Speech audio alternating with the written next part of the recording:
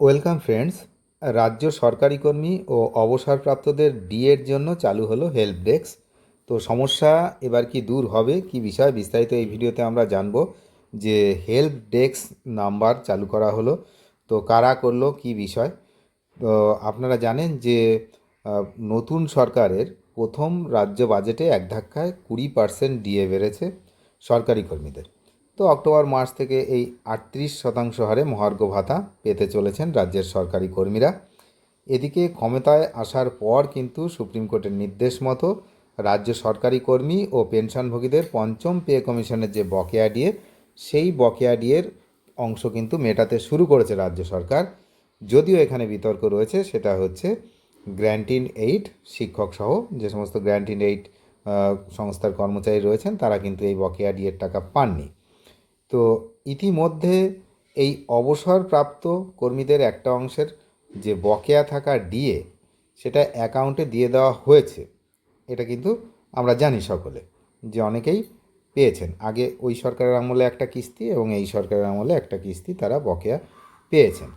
তো রাজ্য সরকারের তরফে বলা হয়েছে যে 2016 থেকে 2019 সালের মধ্যবর্তী বকেয়া মহার্ঘ ভাতা এবং বেতন কমিশনের টাকা আনুমানিক 3 লক্ষ সরকারি কর্মচারীর অ্যাকাউন্টে দিয়ে দেওয়া হয়েছে। এবার সেই বকেয়া নিয়েই রাজ্যের সমস্ত সরকারি কর্মচারীদের জন্য কিন্তু নয়া উদ্যোগ নিল সংগ্রামী যৌথ মঞ্চ।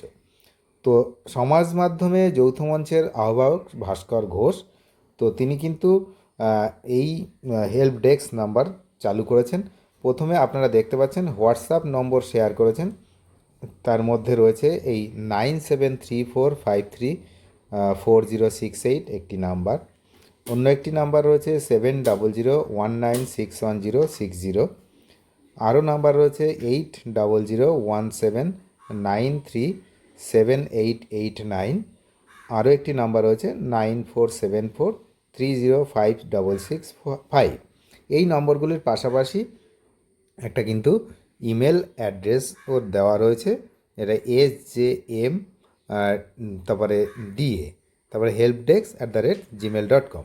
তো এই মেল আইডিও কিন্তু শেয়ার করা হয়েছে।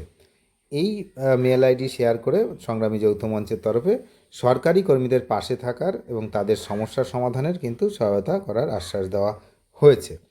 তো তিনি লিখেছেন ভাস্করবাবু, যে মহামান্য সুপ্রিম কোর্টের রায় যেমনটা রয়েছে সেটা মেনে বকেয়া মহার্ঘ ভাতা আপাতত সরকারি কর্মচারীদের, যারা হচ্ছে কলকাতা কর্পোরেশন এরিয়ার ব্যাংক থেকে যাদের পেনশন হয়, তারা কিন্তু রয়েছেন। এছাড়াও পিডব্লিউডি ও সেচ দপ্তরের ওয়ার্কিং কর্মচারী, হোমগার্ড এবং সরকার পোষিত ক্ষেত্রের কর্মীরা কিন্তু পাননি এই বকেয়া মহার্ঘ ভাতা। তো আর হচ্ছে অন্যান্য যে সমস্ত কর্মচারীদের দেওয়া হয়েছে, কিন্তু সবাইকে ভুল হিসাব করে প্রাপ্যের থেকে অনেক কম টাকা মেটানো হয়েছে।